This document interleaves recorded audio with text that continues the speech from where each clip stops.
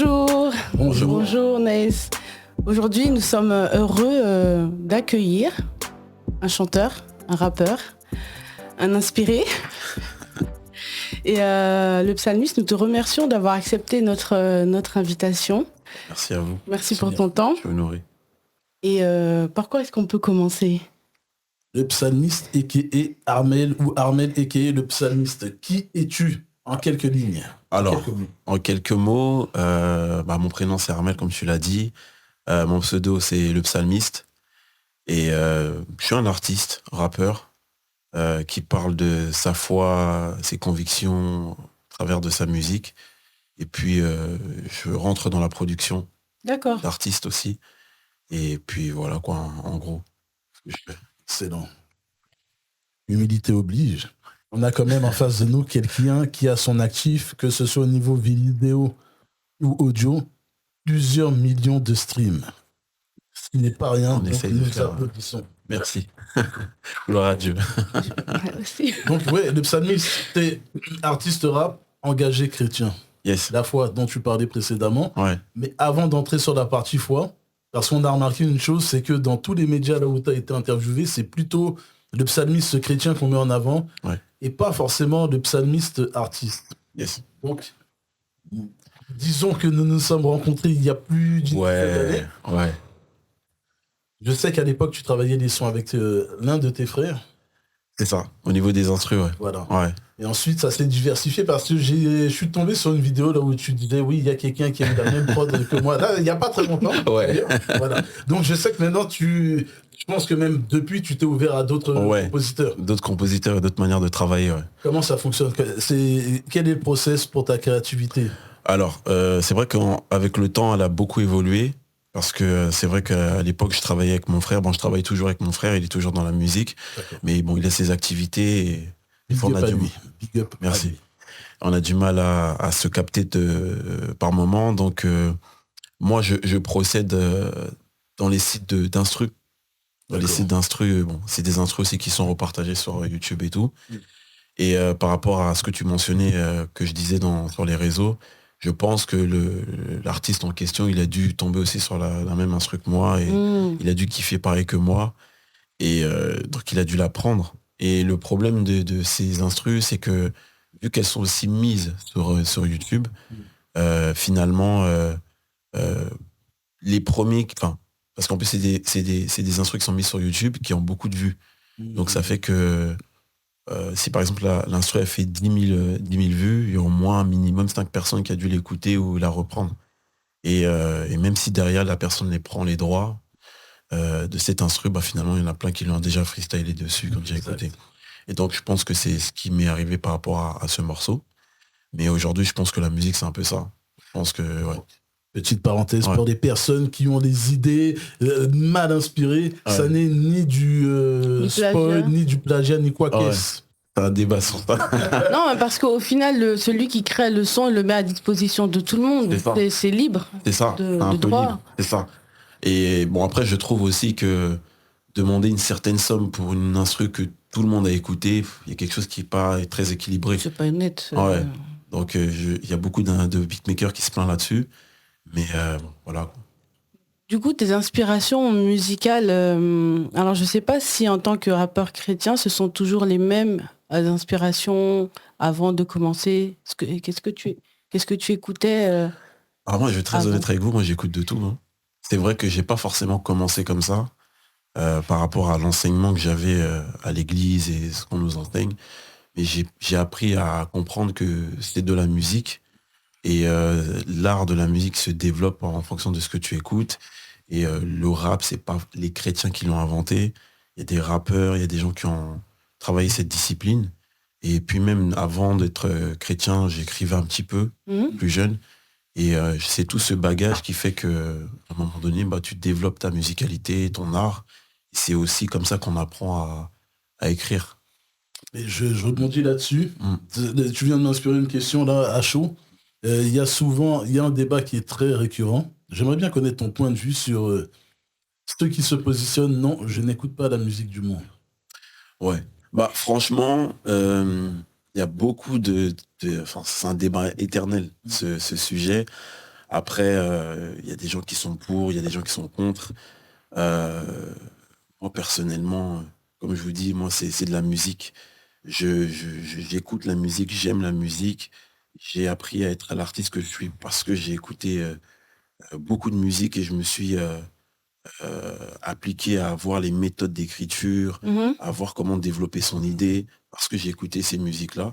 Et je suis certain que j'aurais pas été l'artiste que je suis aujourd'hui si j'avais pas appris comme ça, de cette manière-là. Donc, pour moi, tant que tu sais ce que tu écoutes et pourquoi tu les écoutes, et ce pourquoi tu le fais, bah, pour moi, il n'y a pas de problème. Si on rentre, allez, je me fais plaisir. Si on rentre dans la partie technique du rap, je dirais que la façon de placer des rimes, etc. Bon, en français, on dit t'es un phaseur. Ouais. Les gens qui phasent comme ça, généralement, si on se base sur le rap US, ce sont souvent les gars du côté New York. Ouais, Que le rap New York, ouais, franchement, Jay-Z. Ouais, moi j'aurais dit Nas. Nas. Ouais. Bon, en vrai, les deux. Je connais plus Jay-Z, mais j'ai écouté un petit peu aussi Nas. Et ça, c'est par mes grands frères. J'étais pas forcément calé sur tout ça, mais je connais un petit peu. Ça s'entend. Et donc, ouais, dans le flow, dans la manière de rapper, c'était très ça, quoi. Tu prends un bon plaisir à jouer avec les mots, les allitérations. À dribbler, je trouve. Moi, ça fait un effet de dribble. Ouais, c'est un peu mon école, ouais. Mais ouais, j'ai aimé, c'est du rap que j'estime technique. C'est bon. Allez, on rentre un peu dedans. C'est la foi qui est mise. Et ce qu'on a remarqué avec Sally, c'est que, bon, je pense que c'est volontaire, mais c'est ce que Jésus a fait dans ta vie ou ce qu'il peut faire dans la vie de quelqu'un. Mais c'est rarement le psalmiste et son expérience de vie qui est mise en avant. Pour quelle raison? C'est vrai qu'on me dit souvent ça. Pour quelle raison? Parce que déjà, je me positionne comme un artiste qui veut parler de ce que Dieu est capable de faire. De ce que Dieu est capable de faire, parce que c'était plus de l'encouragement, c'est des paroles de déclaration, c'est des choses que j'aime mettre en avant pour les écouter, pour les répéter, pour que ce soit un système de pensée. Et c'est plus dans ce sens-là que j'écris. C'est plus. Est-ce que tu n'aurais pas peur que Jésus se serve de toi et te dise écris ton histoire? Qu'est-ce que j'ai fait? Qu'est-ce que j'ai fait pour toi? Pourquoi je ne l'entends pas? Franchement, qu'il me fasse ce reproche-là? Non, c'est pas un reproche. D'accord. Une observation. Un jour qui te disent oui, mais toi. D'accord. Bah, je pense que ça fait partie aussi de ma direction. C'est juste que je pense que jusque-là, j'ai pas forcément trouvé la manière de le faire à ma sauce, si je peux dire ça comme ça. Et puis, bon, disons aussi que je suis quelqu'un d'assez terre à terre sur certains trucs. Et peut-être que les chrétiens sont peut-être pas prêts à en plus peut-être chercher à faire des polémiques sur certains sujets que je vais aborder, par exemple, au lieu de se sentir édifié de ce qu'on veut aborder. Et il y a souvent en tout cas c'est ce que je remarque, il y a souvent ce problème. Par exemple, j'en parle beaucoup avec mon frère Prince Kamer, qui par exemple, lui. Ouais, un grand frère dans le milieu. Lui, on peut dire que c'est un alliance dans l'Urban Gospel. Prince Kamer, si tu vois ça, grand big up à toi. Et donc, par exemple, si on veut raconter une histoire, je sais pas, j'ai eu un conflit avec un frère, par exemple, et raconter les détails ou l'amener, les gens vont plus se concentrer sur est-ce que ça lui est arrivé, mais en tant que chrétien, pourquoi il a fait telle erreur, tel truc, au lieu de se concentrer, se dire ah ok, il a rappé ça, ah donc ça veut dire qu'il faut pas faire ça, ah c'est vrai, ça m'encourage parce que moi aussi j'ai traversé une situation comme ça. Et c'est le problème. En tout cas, c'est ce que j'ai. Ouais. Bon, peut-être après, il faut aussi que on trouve la manière de bien le faire. Peut-être que j'ai pas forcément eu la manière de bien faire la chose. Mais c'est une raison qui fait aussi que j'ai pas énormément étalé certains témoignages de mon côté, quoi. Est-ce que tes propres sons t'édifient quand tu les réécoutes ou quand tu les fais en showcase ou quand tu... Franchement, ouais. D'accord. Quand je les réécoute, parce qu'au début, je les écoutais pas tout le temps. Parce que j'aime bien, pas forcément, je m'en imprègne parce que je les ai écrits, mais je veux pas que ça soit tout le temps dans ma tête, à chaque fois, donc pour avoir de l'inspiration, pour m'inspirer d'autres choses. Mais quand je les interprète sur scène, ça me prend vraiment au cœur, aux tripes, et j'essaie vraiment de le vivre. Et quand je les écoute, quels que soient les moments que je peux traverser, ça me parle aussi. Lequel de tes titres te hype le plus à chaque fois que tu l'écoutes? Wow. Moi, en fait, quand j'écoute aussi la partie musicale. Donc c'est un ensemble. Mais là, tout de suite, je te dirais, par exemple, l'un des derniers morceaux que j'ai pu enregistrer avec un petit frère du milieu qui s'appelle Conguinho. Le couplet que j'ai pu avoir comme inspiration. On nous en a parlé d'ailleurs de lui. DJ Malak. DJ Malak, big up. Le grand visionnaire, il nous a parlé de lui. D'accord. Ouais. Ok. Et dans ce morceau, le couplet que je fais, il m'inspire beaucoup. En fait, je le vis bien, ce morceau. D'accord. Voilà, je le vis bien. Je peux parler d'un morceau aussi dans Patriote, du Death Note. D'accord. C'est un morceau qui est un peu plus triste, mais que je m'ouvre un peu sur ce que j'ai pu vivre, sur des ressentis, sur des choses qui m'ont blessé, sur comment je dois m'accrocher à Dieu malgré ça.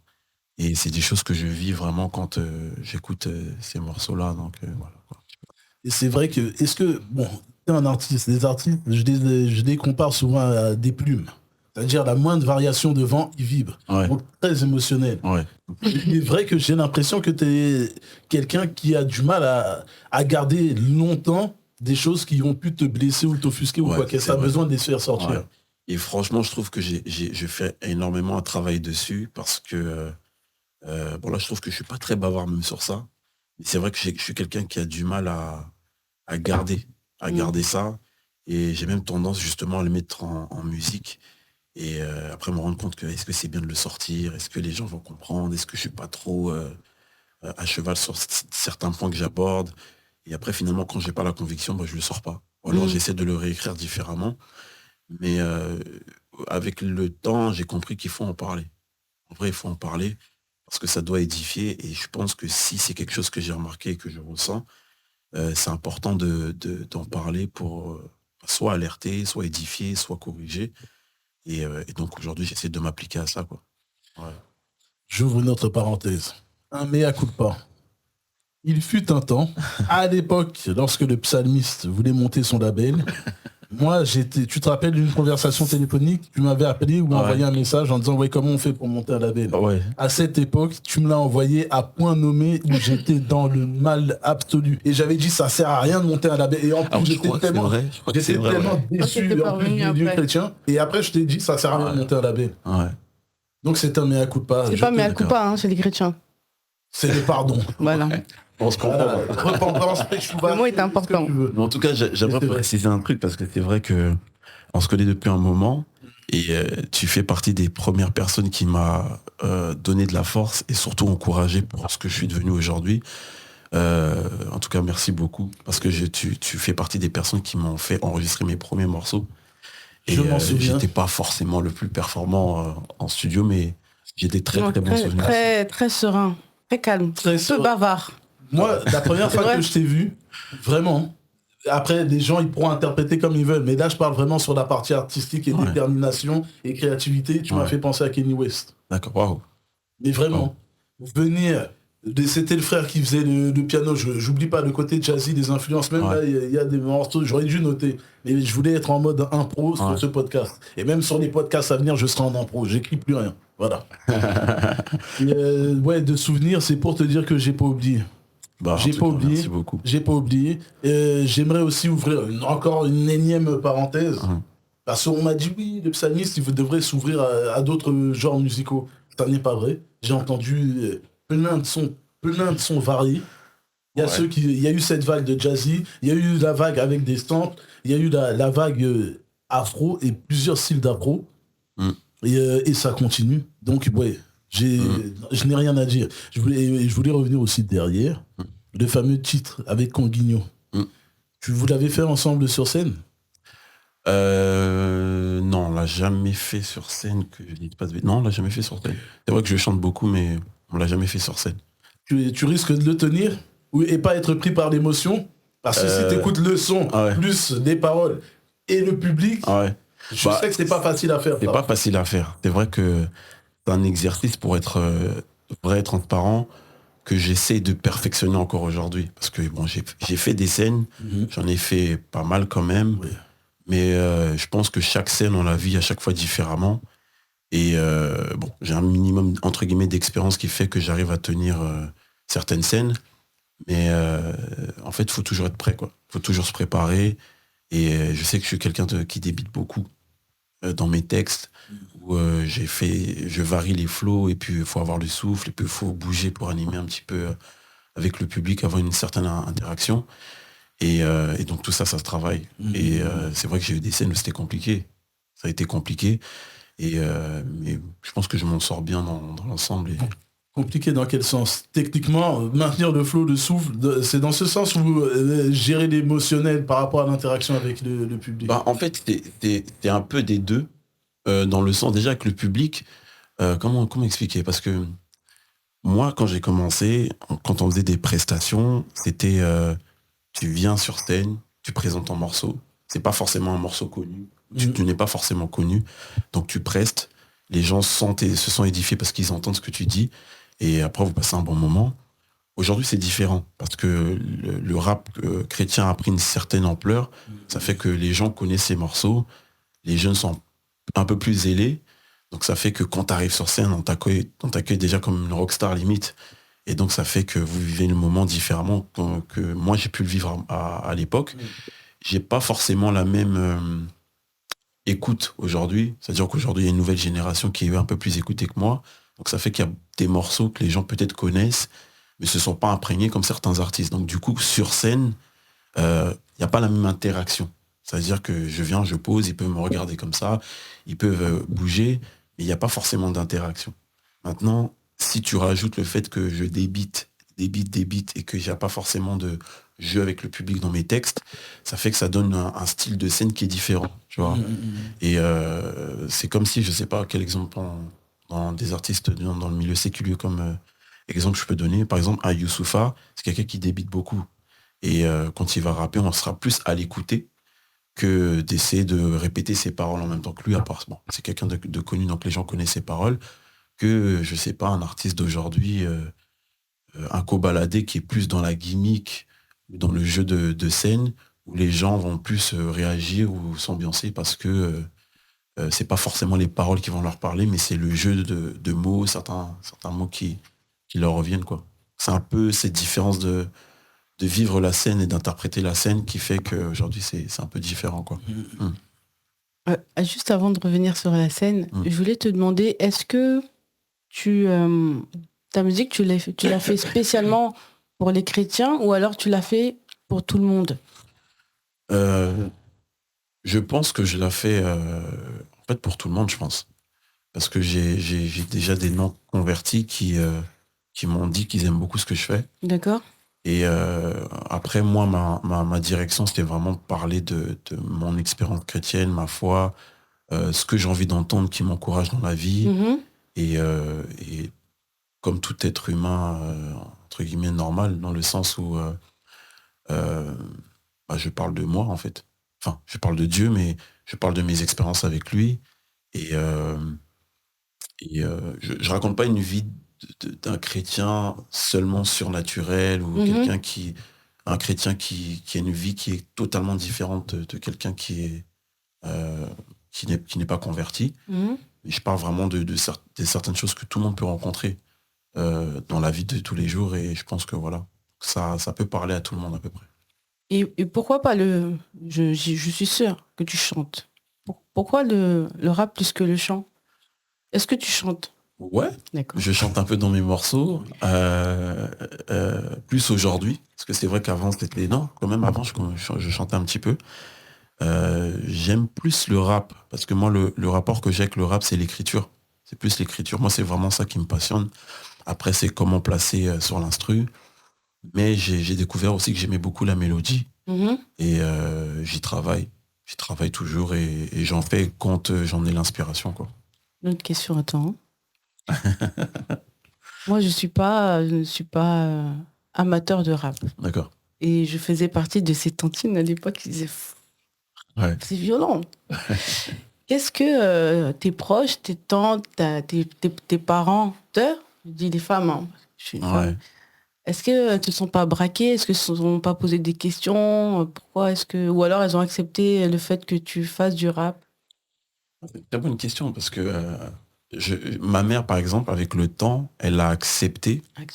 Parce qu'elle a vu surtout que je le faisais dans un but où je parle même de ma foi, de mes convictions.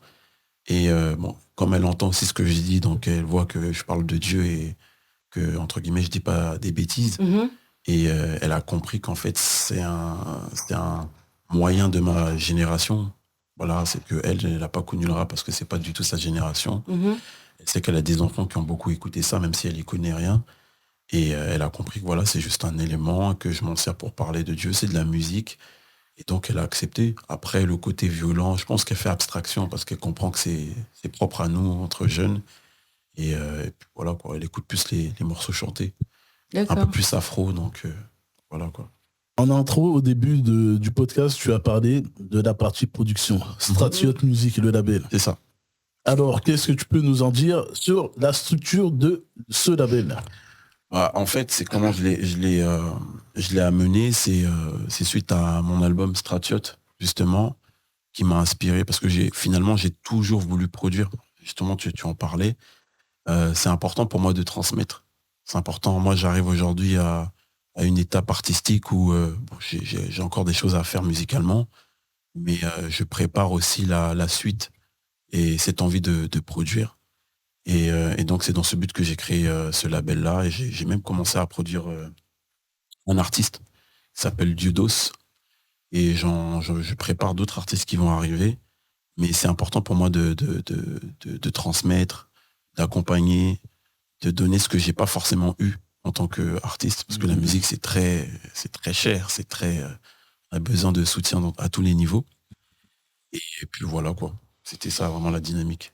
Tu sais que tu viens d'avoir un discours très hip-hop, très zoulou. D'accord. J'invite les plus jeunes à se renseigner sur le terme zoulou, qui est là bien avant le hip-hop et qui a justement aidé à ce que ce mot existe. Bref, menez vos enquêtes. C'est très rare. Ça me fait plaisir. Qu'est-ce qui t'anime là-dedans? Tu vois, j'ai pris les fondamentaux hip-hop, zoulou. Mais je sais que, parallèlement à ça, il y a la foi. Quelle a été ton essence dans cette volonté de transmettre? Moi, je pense que pour moi, ça fait partie du parcours. C'est comme un footballeur qui a été, quel que soit le succès qu'il a eu, quelle que soit sa carrière, à un moment donné, quand tu es passionné par le domaine dans lequel tu es, tu as envie de transmettre. Tu as envie de voir d'autres personnes aussi s'épanouir comme toi, tu as pu t'épanouir. Parce que tu connais le domaine, tu sais comment ça peut être un rêve pour un enfant. Et c'est ça qui m'anime. C'est vraiment ça, l'envie de pousser quelqu'un. Et puis je pense que ça fait partie peut-être aussi de ma nature, de vouloir aider, de vouloir soutenir. Et c'est vraiment un fardeau, quoi. C'est vraiment un fardeau. Ça matche totalement avec ta foi. Ouais, c'est ça en fait. Après, c'est aussi une direction spirituelle, une mission, même de vie, j'ai envie de dire. Et donc voilà, quoi. C'est tout en cohérence avec ça, quoi. Est-ce que le fait, la paternité est venue renforcer justement cette vision? Ah oui. Quand on a des enfants, on se rend compte que quand on s'occupe d'une âme, c'est vraiment un être humain dont on s'occupe et on peut la driver vers des mauvaises choses comme vers des bonnes choses. Et ça a des conséquences et c'est précieux. Tu étais déjà quelqu'un de très responsable, très méticulé déjà dans la façon de jobber. Ouais. Quelqu'un que j'ai rarement vu qui arrivait à l'heure. et pas n'importe quelle heure. Hein. L'heure que l'on dit des rois, l'heure des rois. C'est-à-dire qu'on lui dit 15h, 14h35, le type est déjà là. Merci, bro. Donc très, très, très important. Moi, pour ma part, j'aime les témoignages, au-delà des mots et des récitations poétiques des versets. C'est vrai. Je préfère voir les actes. Et dans les témoignages, je sais que les actes que tu as posés ont parlé plus que tes textes. Gloire à Dieu. Donc c'est très fort. Stratiote Music, je pense que c'est un label pour toi, jeunes chrétiens. Merci beaucoup. Il faut s'en approcher. Ouais. Tous les souvenirs que j'ai du psalmiste, S'il y a un seul mot que je pourrais pour te définir, c'est carré. Ah, ça fait plaisir. Attends, il y a un son qui s'appelle comme ça en plus. Ouais, carré. Ouais, mais c'est vrai. Il y a une exigence que tu n'as jamais perdue. Oh, merci. Je pense que l'exposition, là, quand je vois le nombre de followers, quand je vois tous les streams qu'il y a pu y avoir, c'est amplement mérité. Merci, moi. Et c'est une question que j'ai envie de te poser. Comment t'as fait pour ne jamais franchir la ligne de la prise de grosse tête? Wow, très très bonne question. Bon, déjà, je pense qu'il y a un peu de mon tempérament.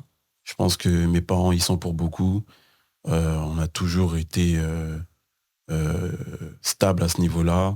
On sait où est notre place.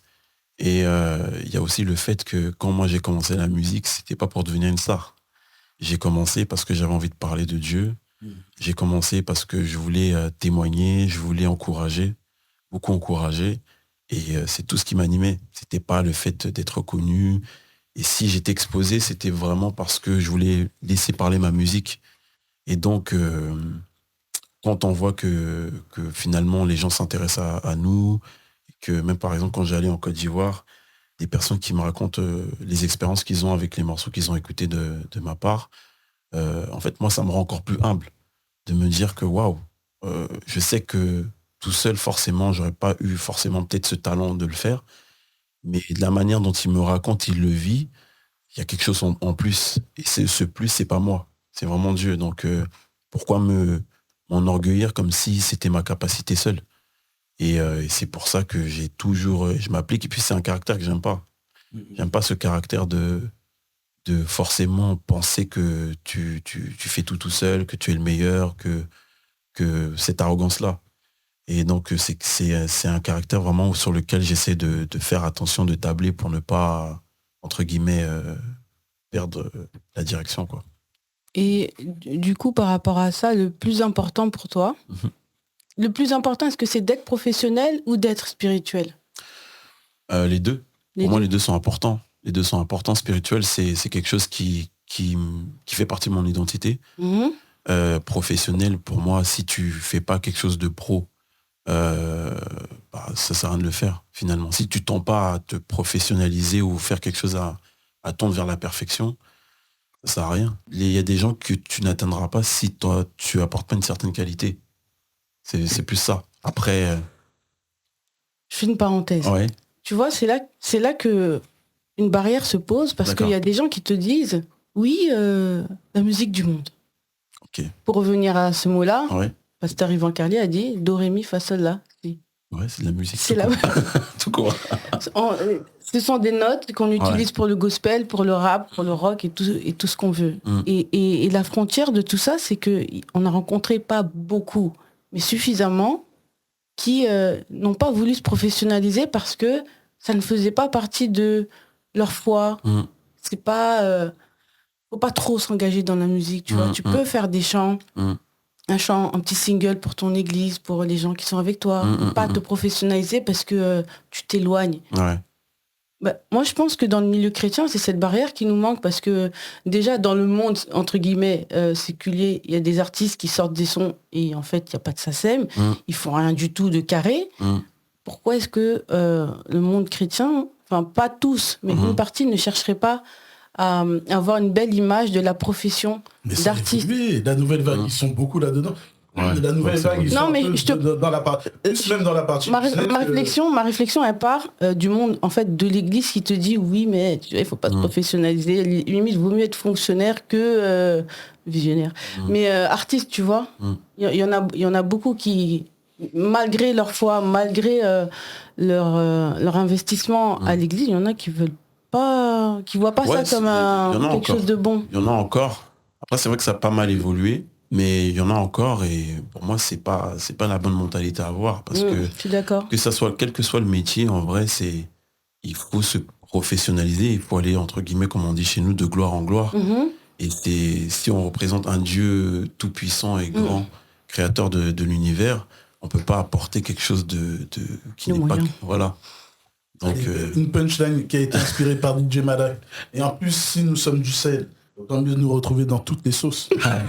Très très fort. Exactement. Non, il l'a pas dit comme ça, j'ai remixé, hein, c'est mon côté DJ. Ah ouais. Et du coup, tu vis de la musique ou pas encore? Non, je pas de la partiellement. musique. Mais ça a généré des revenus quand même depuis. Ouais, ça a généré des revenus qui m'ont permis justement de produire ce que je fais musicalement. Et c'est ça, quelque part, l'une des grandes fiertés que j'ai, parce que je me suis quand même débrouillé tout ce temps tout seul. Là, aujourd'hui, ça va faire 10 ans. 10 ans, oui. Ouais, 10 ans, peut-être un peu plus, parce que mon premier morceau, entre guillemets, officiel, ça a été en 2014. Et je sais là bien avant. Ouais, oui. Un peu avant. Ouais. Et donc jusque-là, par la grâce de Dieu, on a continué, on a fait des choses et on continue. T'accompagnerais tes fils si un d'eux veut faire comme toi, comme son papa? Franchement. Avec ce milieu.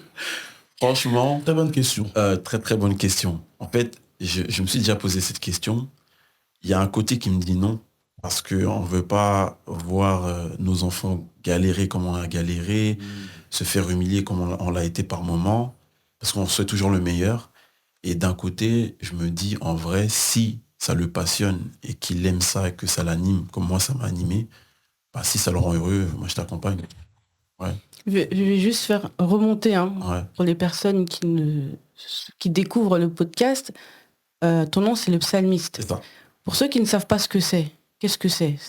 C'est l'auteur de... C'est où? Ouais. Qui est le psalmiste? C'est l'auteur des psaumes dans la Bible. D'accord. Il s'appelle David. Et justement, moi, je me suis apparenté à ce personnage-là parce que c'est quelqu'un qui a écrit des poèmes pour Dieu, dont on appelle les psaumes. Et moi, c'est le côté écriture. Le côté écriture, sa manière d'expliquer ses louanges à Dieu, d'expliquer ses détresses dans ses combats. Et c'est un peu ça que j'ai essayé de retranscrire, moi, à ma manière, on va dire, 2024 ou d'aujourd'hui, dans l'écriture. Tu as déjà observé la structure des... C'est peut-être bête ce que je pose comme question, la structure des psaumes. En fait, certains psaumes, tu as toujours, par exemple, un genre de, je dis couplet, une partie, je me lamente, il m'est arrivé telle galère. Au milieu, tu as Dieu qui te parle et à la fin, c'est l'explosion. Exactement. Tu te sers de ça? Ouais. D'accord. Beaucoup de ça. Et il y a des morceaux comme, il y a des lamentations dans certains de mes vers, comme des textes où je glorifie Dieu, où je le loue. Enfin, c'est vraiment l'état d'esprit. Mais je le fais vraiment dans la génération d'aujourd'hui. Parce que lui, peut-être c'était un peu plus poétique, peut-être un peu plus posé, je sais pas, musicalement, s'il devait utiliser un instrument. Aujourd'hui, nous, on fait du rap, donc on le met dans quelque chose de plus dur parce qu'on aime ça. Mais la pensée, la direction, c'est un peu ça. Et là, depuis qu'on parle, je perçois le psalmiste comme un état d'esprit. Est-ce que ça a toujours été, ou alors cet état d'esprit s'est développé au fur et à mesure de tes compos? Ça s'est développé au fur et à mesure. Parce que quand j'ai commencé, c'était l'encouragement suite à des déceptions que j'avais vécues. Et j'avais envie d'encourager une personne qui pouvait vivre moi ce que j'ai vécu. Et avec le temps, j'ai compris qu'il y a des moments, il faut louer Dieu, il y a des moments, il faut s'ouvrir à certaines douleurs qu'on a pour libérer, pour en parler, pour que les personnes puissent se sentir concernées aussi. Et ça, c'est pas des pensées que j'avais au tout début, quand j'ai commencé.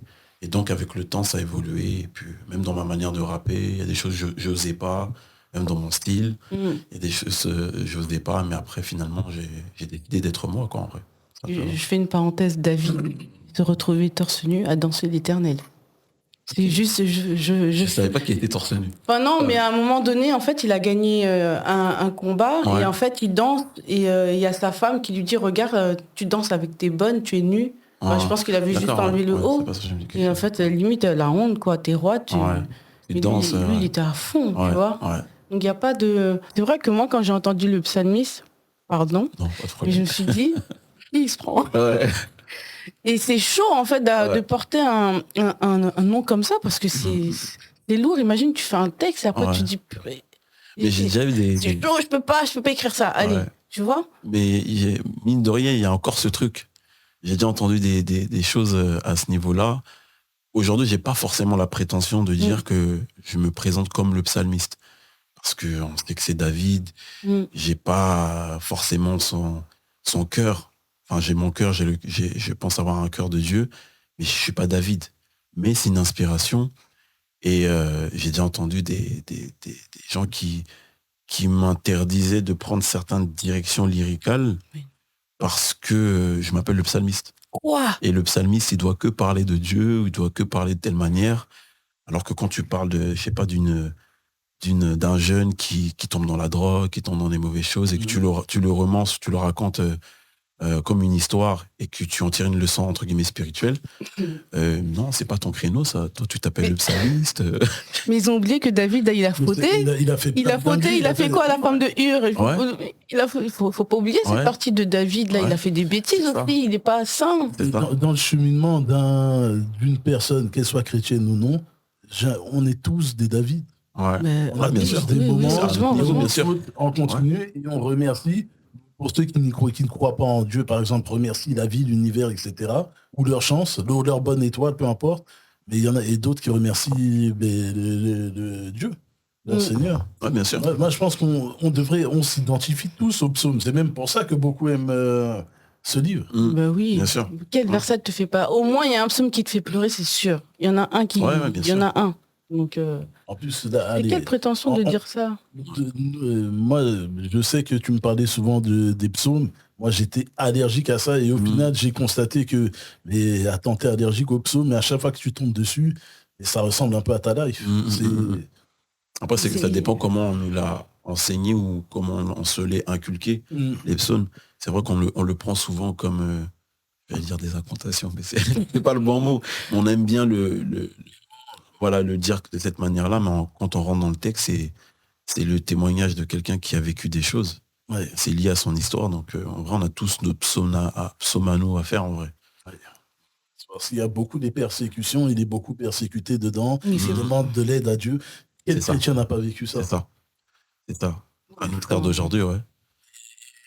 Ouais, bon, enfin, ça m'interpelle ce que tu viens de dire parce que je trouve que bien sûr que c'est différent c'est même thérapeutique.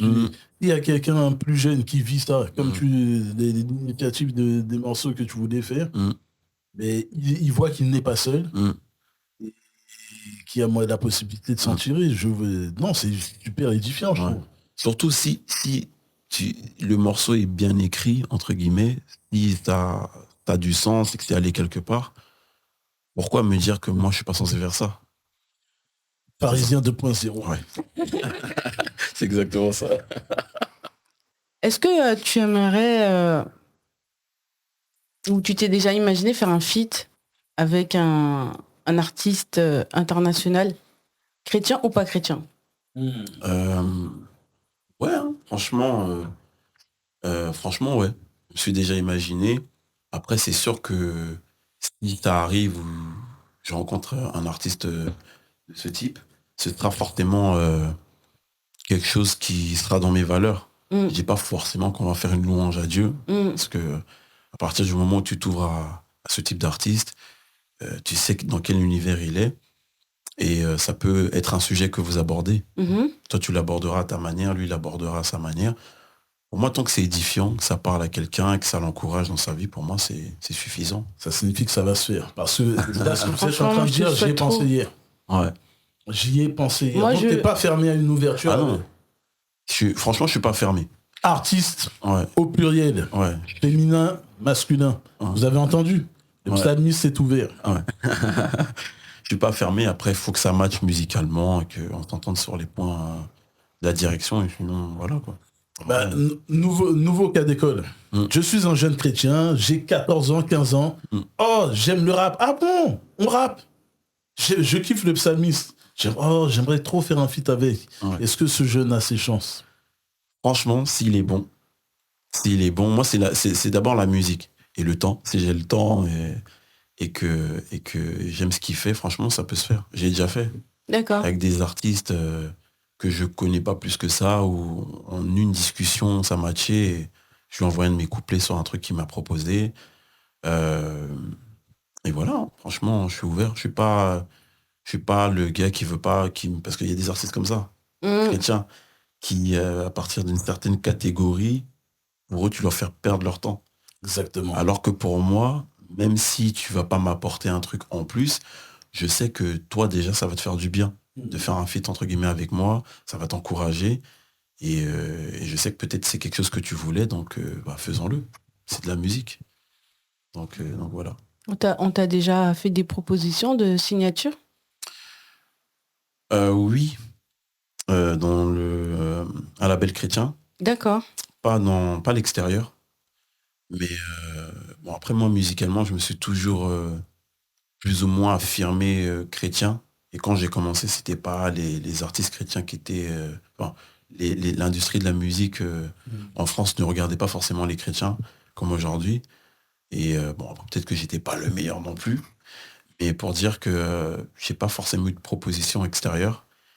Mais dans le milieu chrétien, ouais. Et si ça se présentait, un milieu extérieur, on disait oui, tu nous fais un truc bien... Là, c'est la partie business. Je pense pas qu'il irait signer un artiste, ce serait une folie. Non, mais je sais pas. Mais non, mais je sais pas, un contrat en licence ou de distrib, pourquoi pas. Enfin là, on rentre dans le jargon de la musique. Oui, parce que là, il y a Strateur. Mais en fait, là, le psalmiste en tant qu'artiste, il n'y aurait aucun intérêt qu'il ait signé dans une major pour être signé à 8% et qu'on peut. Il a son non, mais ça n'a jamais été ma j'ai toujours voulu créer mon truc. D'accord. Après, c'est vrai qu'avec le temps, tu es conscient des réalités. Parce que quand on voit certains artistes, c'est parce qu'ils ont les moyens, ils sont suivis derrière, ils ont des majors derrière eux. Donc c'est plus facile. Mais aujourd'hui, je pourrais accepter un type de contrat.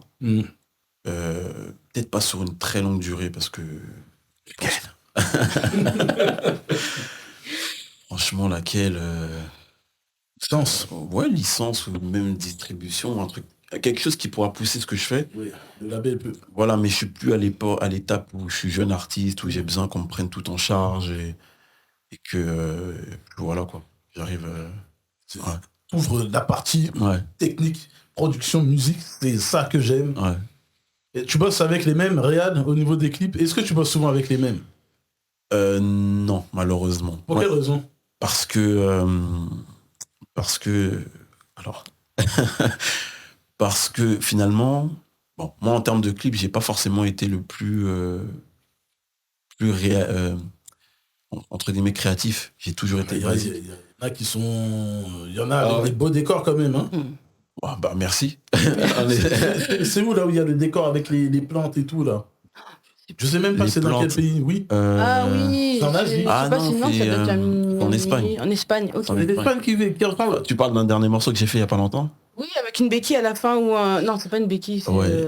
C'est en Espagne, c'est à Talou. C'est trop beau. Ouais, c'est à Talou. Je pensais que t'es Miami. Et là encore, même, je l'ai fait tout seul. Mais non, franchement, c'est bien. Ouais. C'est bien. Mes 2 derniers clips, je les ai fait tout seul. Mais non. Ouais. Et aujourd'hui, c'est une branche aussi que je vais ouvrir de mon côté. Mais justement, c'est cette frustration, entre guillemets, des clips que j'ai pas réussi forcément avec des réalisateurs à mettre dans mes musiques, qui fait qu'à un moment donné, moi, je vais prendre les rênes et... C'était quoi le problème, entre guillemets, récurrent?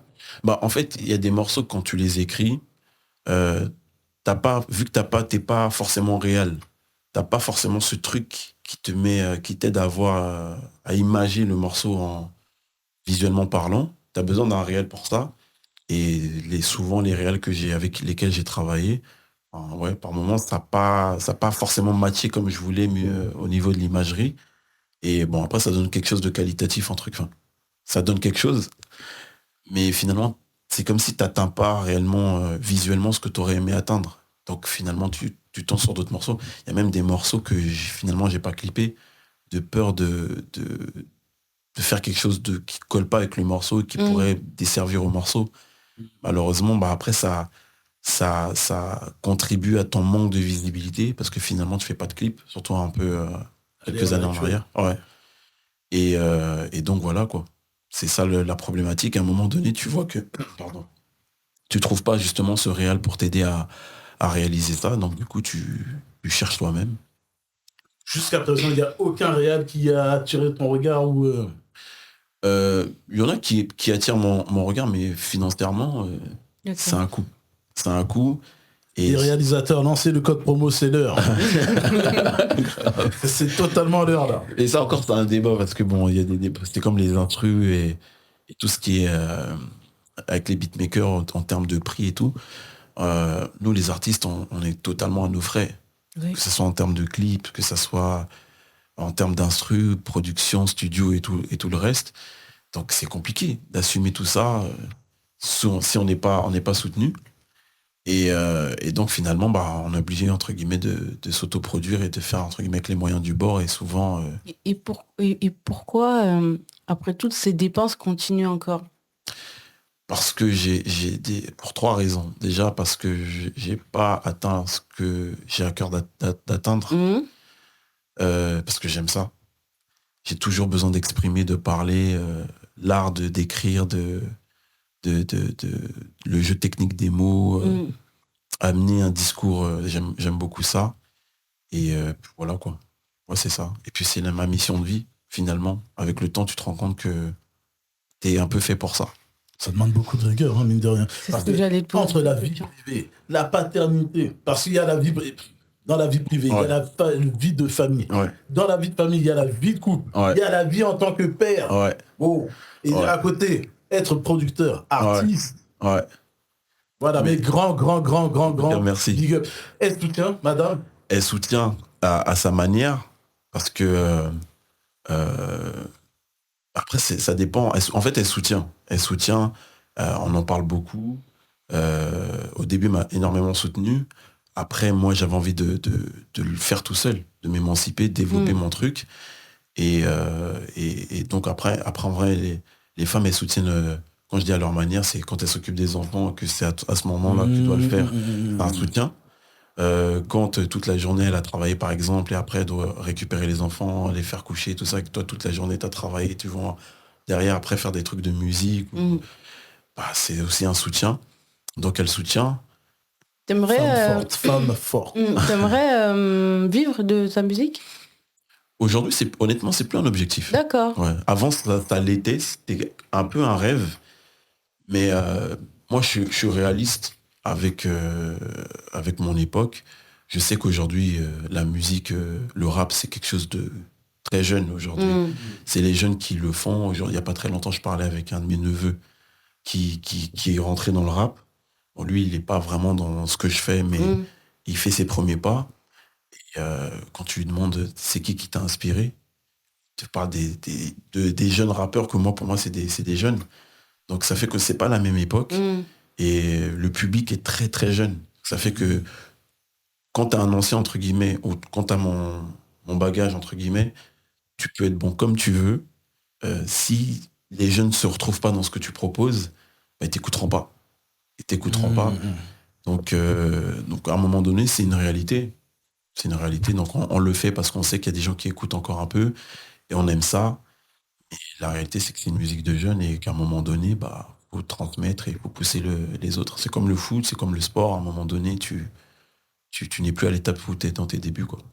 Et si, justement, par un artiste que tu produis, il y a des retombées financières qui arrivent et qui peuvent laisser prétendre à une vie totalement musicale. J'y vais à fond. Ouais, j'y vais à fond. Franchement, si j'ai la possibilité, franchement, je n'hésiterai pas. Mais c'est pas un objectif. C'est plus un objectif aujourd'hui parce que c'est très... j'ai envie de dire que c'est un peu aléatoire aujourd'hui. Tu peux être quelque temps à fond dans le truc et ça peut très bien fonctionner, comme à un moment donné régresser diminuer parce que ça vend moins et après il faut peut-être aller retourner travailler.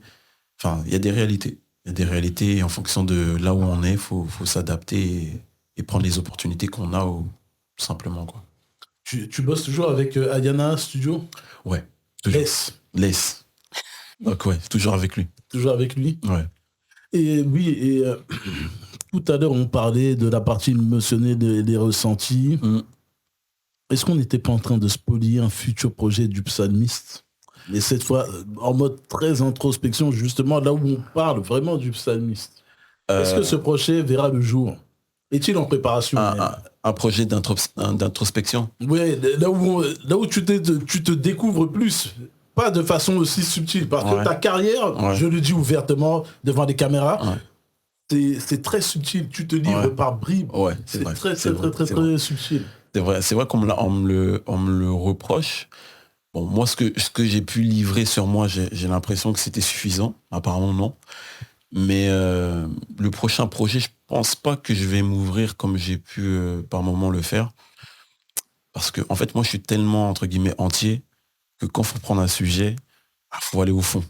Et j'ai pas l'impression que les gens sont prêts pour ça. Moi, par exemple, le morceau dont je parlais, fin du Death Note,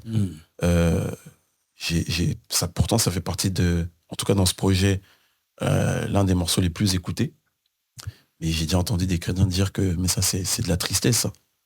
Et pourtant il faut des paroles de vie. Et alors il n'y a pas le feu dedans. Voilà, il n'y a pas le feu, ça me dit. C'est ça. Donc si tu peux te déprimer sur de la musique à message chrétien, parce que plutôt que de déprimer sur une musique en fait qui fait que te déprimer, à un moment donné, je pense que même si la musique elle est triste, il y aura un moment où cette personne Dieu touchera son cœur. Moi, je dis ça parce que ça m'est arrivé. J'écoutais une musique qui était triste. Et un jour, comme ça, je me suis arrêtée. Je fais, attends, il y a un message. Enfin, je sais pas, je peux pas expliquer comment. Enfin, je pense que c'est l'esprit qui m'a dit, réécoute, il y a un message. J'ai entendu le message, mais c'était pas le message en français. Mais je l'ai perçu comme ça. En même temps, j'ai une scène dans ma tête qui vient d'arriver. Imagine, les chrétiens qui disent ça. Il est en train de faire un truc, il chute chez lui, il se fait grammal. Il aura envie d'entendre une musique joyeuse à l'instant T, là. Voilà. Est-ce qu'il veut entendre le feu, là, pendant que lui, il est en train de souffrir, les larmes coulent? Non, pas forcément. Tu veux le feu? Pas forcément. Voilà, c'est un truc qui va avec le contexte. C'est comme, après, c'est déprimant ce que je dis, mais c'est comme quand tu pleures un mort, un proche, et ben, quand tu pleures ensemble, c'est mieux que tout seul. C'est vrai. Donc, mais imagine, là, tu perds un membre de ta famille. T'as envie qu'on te mette des louanges. Sauf aux Antilles, tu fais sonner la trompette, mais bon, voilà quoi. Surtout qu'il y a un livre qui s'appelle Les Lamentations de Jérémie. Oui. Donc c'est un livre où il se lamente. Les chrétiens, il est dans la Bible, donc ça fait partie du parcours. Job. Ouais. Oui.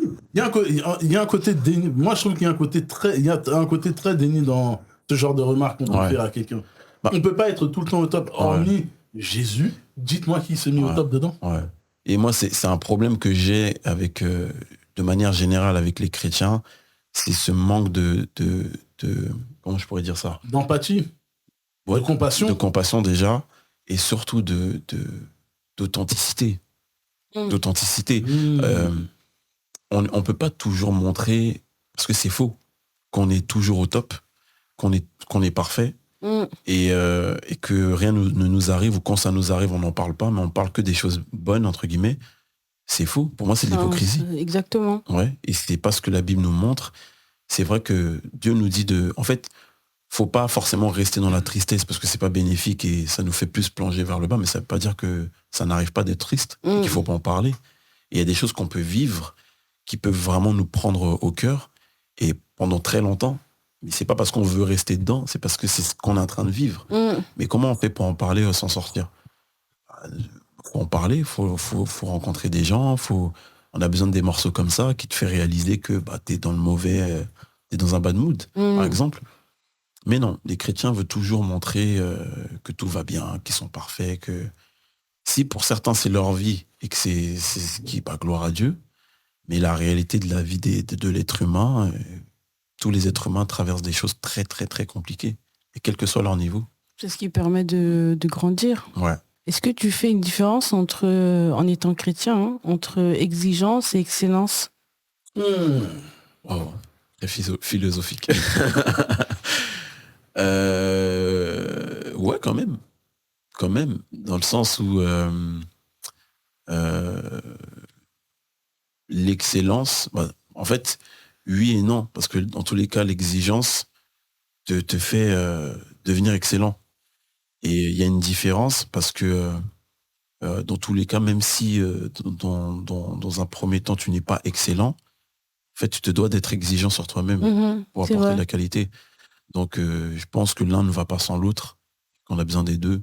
Tu peux pas être exigeant et finalement ne jamais atteindre un certain niveau d'excellence. Je pense qu'il faut évoluer à chaque fois. D'accord. Et une dernière question, est-ce que tu écris? Est-ce que tu as des bouquins, des manuscrits, des trucs comme ça de côté? J'ai envie d'en faire en fait. Voilà. J'ai envie d'en faire. Et c'est juste, des fois j'ai tellement de choses à dire que tu sais pas par où commencer. Et dans mon téléphone, j'écris beaucoup. D'accord. Le soir, couché, dans le noir, j'écris toutes mes pensées, mes réflexions. Et puis même des fois, je peux m'en servir pour faire des textes. Je pense que c'est ce que je ferais. Là, j'ai envie de faire un morceau fleuve. D'accord. Je parle. Aborder Ok. des sujets importants et tout. Un sujet important. Et en même temps, j'ai envie de faire mon père Foura, comme dans Fort Boyard. Sur quelque chose dont tu as parlé. Quelque chose ou quelqu'un. Et je vais le faire sous forme de charade, de rébut. Je vais te dire 3 mots que j'aurais remixés. Okay. Et on va voir si tu sais, si tu connais ton sujet, si tu maîtrises ton kung-fu. D'accord.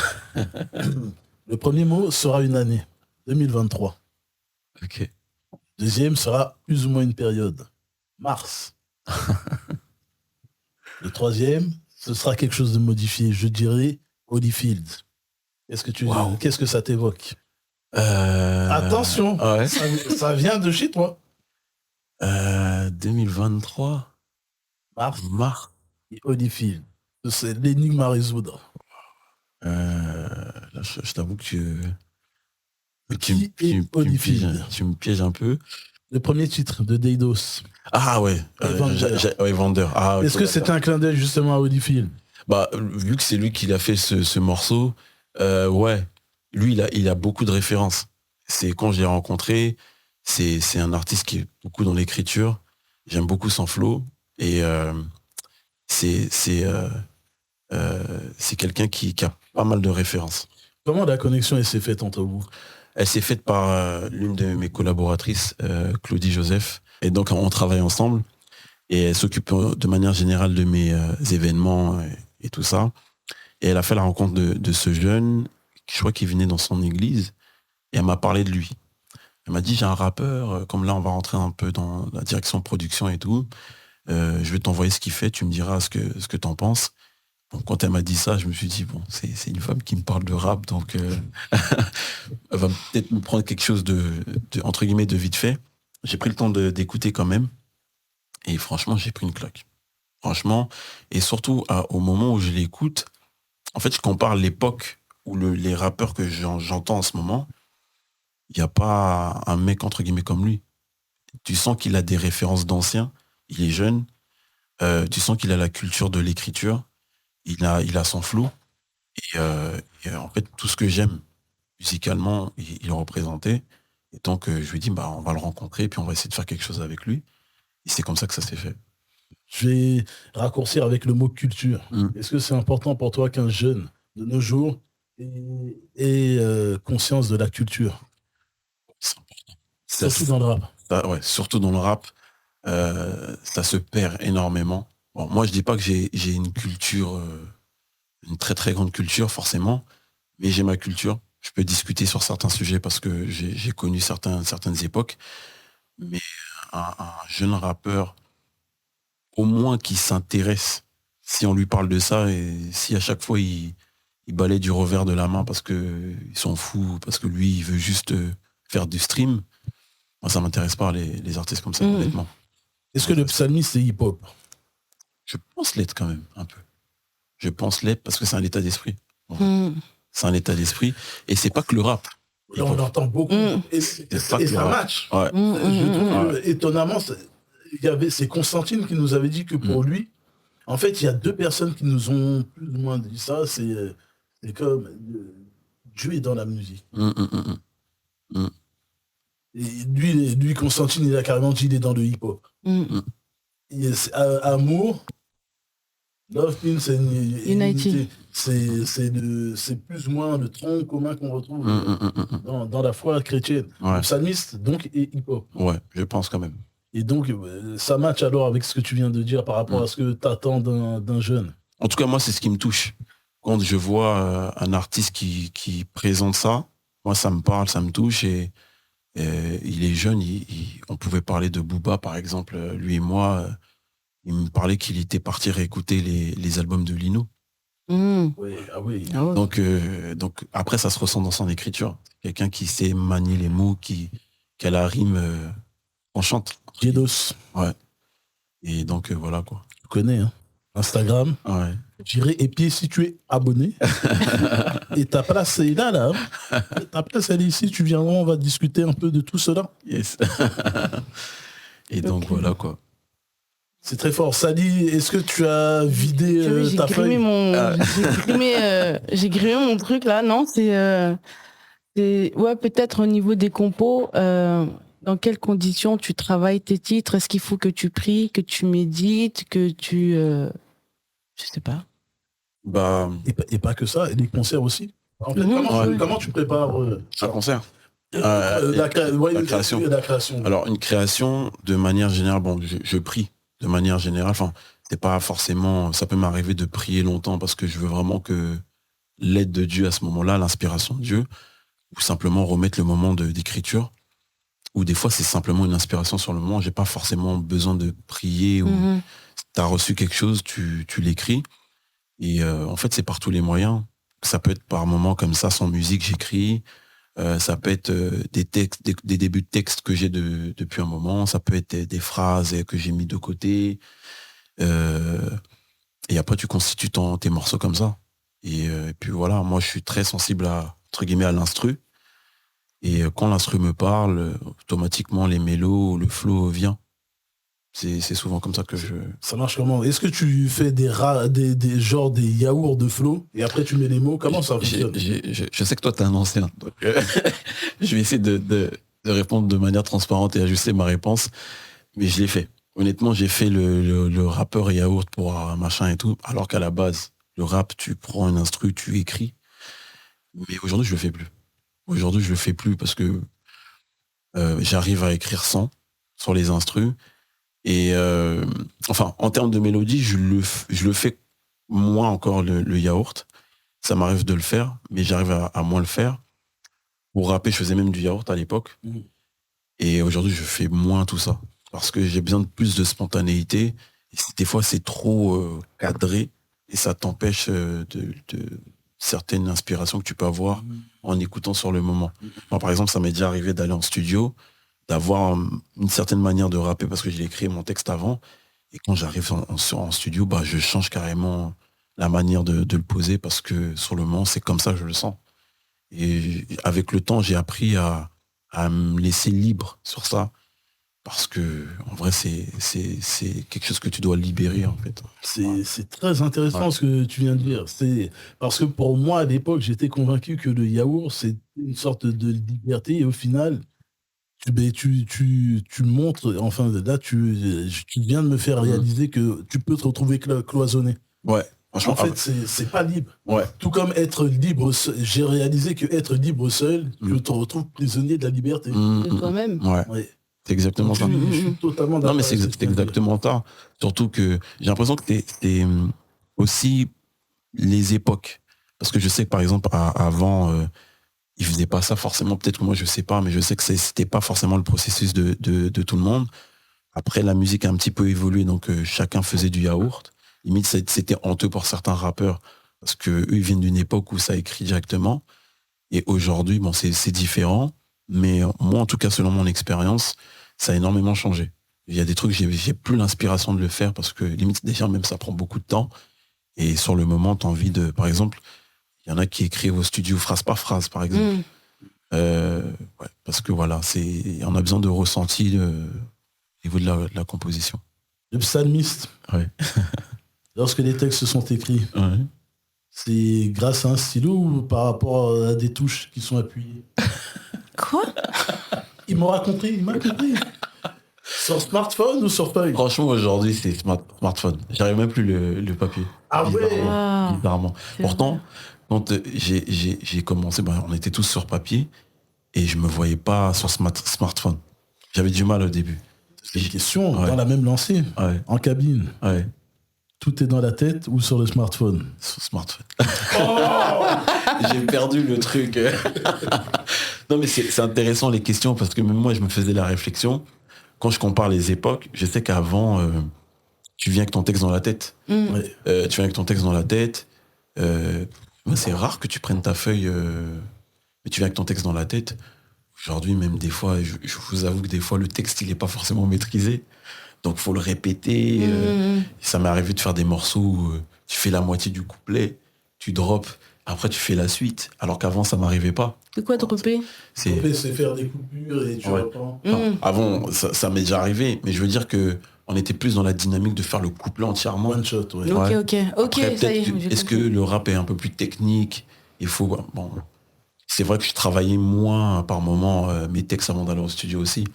Mais il y a aussi cette part de besoin de ressentir l'inspiration sur le moment aussi. Je veux pas trop préparer la chose, parce que quand t'es trop préparé, tu arrives trop scolaire et tu fais trop le truc et ça manque d'âme finalement.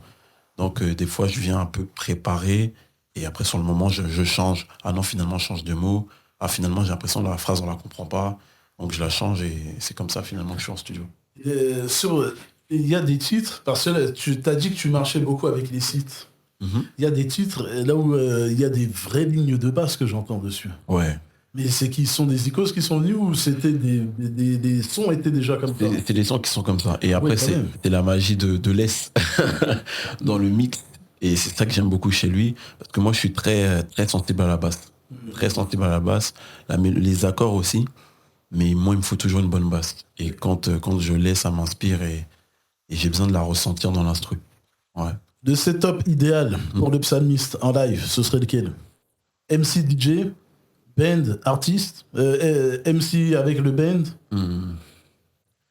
un DJ, un band. Franchement, un DJ. Seul avec le DJ. Hein. Est-ce que le psalmiste c'est un DJ officiel? Non, je suis pas de DJ officiel. Alors on a la connexion. Ah ouais? DJ Malak. Avec plaisir. Quelle est l'actualité du psalmiste à venir? Bah là, disons que je suis dans une dynamique où je vais envoyer plusieurs singles, plusieurs morceaux. Et je pense que début d'année prochaine, on va sortir un projet.